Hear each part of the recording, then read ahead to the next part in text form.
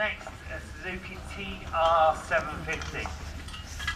Now you just push that across there like you're pushing a flipping car off, trying to bump start a car. Is it that heavy? It weighs a ton. It looks fabulous. It looks great. It doesn't look like a heavy machine. Actually, it's not that bad. It's probably around about 320 pounds, something like that. But the lump is the engine is it's quite far forward. It's quite high, so you can feel the weight. That's why it feels. And it's obviously on 18-inch wheels, which doesn't help either. But it's right, a little bit of of history with this, what it's done, and where it comes from, what it's done, and basically exactly what is it. Right. Okay. Well, it's a bit of a mystery bike. The frame is period. It's not a Suzuki frame. It was a replica probably made by someone who wanted a XR11 TR750 way back in the 70s. And I think because the XR11s were a works bike, there was only maybe 20 of them anyway, that's all. They've just thought, well, if I can't get one, I'll make one. So they've made this. It's all Imperial tube. It's probably Reynolds or something like that. It's all bronze welded. And then they've just, and then I think it was probably raced. Well, it was raced, and then it was crashed.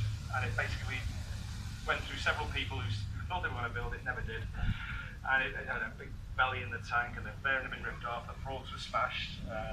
Is this how you got it? That's how I got it, yeah. And I was going to swap it for a load of for Honda 750 stuff first year, which is quite valuable stuff. And I remember loading the van up, taking it all up to this guy to look at this TR750, and just found this heap.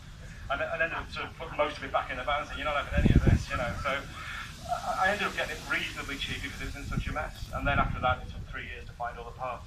So how I've built it really is a 76 style works bike. It's running Morris magnesium wheels. They're original wheels for Suzuki. They took some finding. The front forks are RG500 Mark 1, but they've got a works conversion on them because the seals used to pop out, which isn't a good idea. So the forks are XR14. The tank is a genuine Suzuki tank. The engine has got an X-Work sheet crank in it, got a lightweight crank in it, which makes it sort of interesting to ride. Piston-ported engine, makes absolutely no power under 6,000 RPM. So you have to really push it to get it to go, and eventually when it does come in, it comes in like a light switch and the front end's in the air. It's a weird and exciting ride.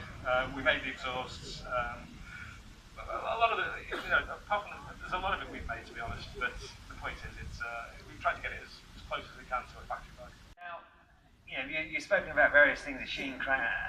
Where do you start to find these parts? Is it just word of mouth, or do you walk around at events like this with a carrier bag? Are you one of those blokes that get soaking wet with a carrier bag and just walking around trying to find stuff, or is it just through the industry?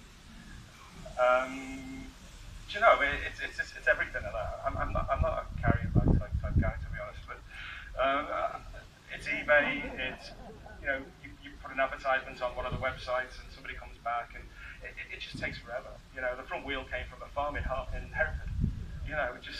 And when I went through this door, there was all this to lean to, and it was just full of stuff. I just couldn't believe it. There's all Jaguars and all sorts in there.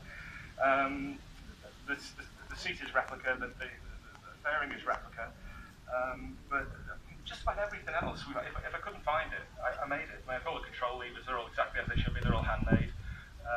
The sprockets again are the same. The carrier for the disc is handmade. You even have to do gearbox parts and pieces as well, just because we couldn't find them. So because it's a genuine TR750 gearbox, and there's tri-clutch on the side as well. It's the radiators we made as well. So it's just a labour of love. You just keep on going. And, for instance, Mark 1 RG forks. What would you pay for a set of those? I got those really cheap. I think I paid about £900 for them, but being realistic, if someone was to put them up for sale for two and a half, they'd probably go for that sort of money. And the wheels, again, if you go and buy a set of Morris magnesium wheels now, it's £2,500. And you don't get bearings or disc carriers, you have to make all that stuff yourself. Shocks, £600-700. Set of pipes anywhere between £1,200 and £1,500. If you wanted a tank making, £1,000 to £1,500. Do the frame, a proper frame. There's a few people making frames out there, they're not particularly brilliant. For a frame and swing it on as a kit, £2,500 to £3,000. Or you could add all the VAT on that as well. And then front calipers are RG500 Mark 1 as well, so you probably make maybe 12 or 1300 quid for those. You yoke 600-700 quid, rep counter 800 pound. Gearbox dry clutch conversion. There's a company over in called BDK Engineering does a dry clutch conversion for the GT750 motor, 4 grand plus the VAT. So to build one is 30 grand, plus the effort. But it just shows you what you can do if you do a lot of eBay like I do. Flipping heck. You must drink a bottle of wine before you order all that gear. It's that bloody expensive. Several, actually. Several.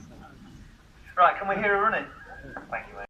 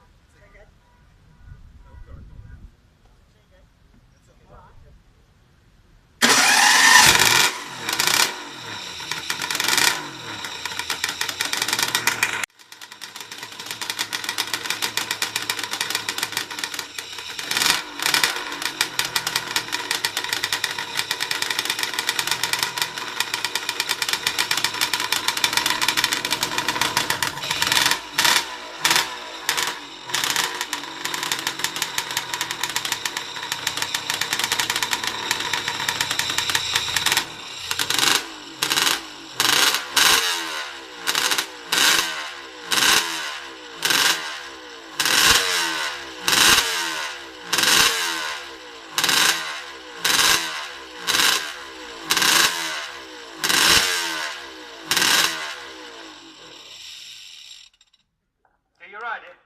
Do I ride it? I do, but it's not a bike I like riding. It's really hard to ride.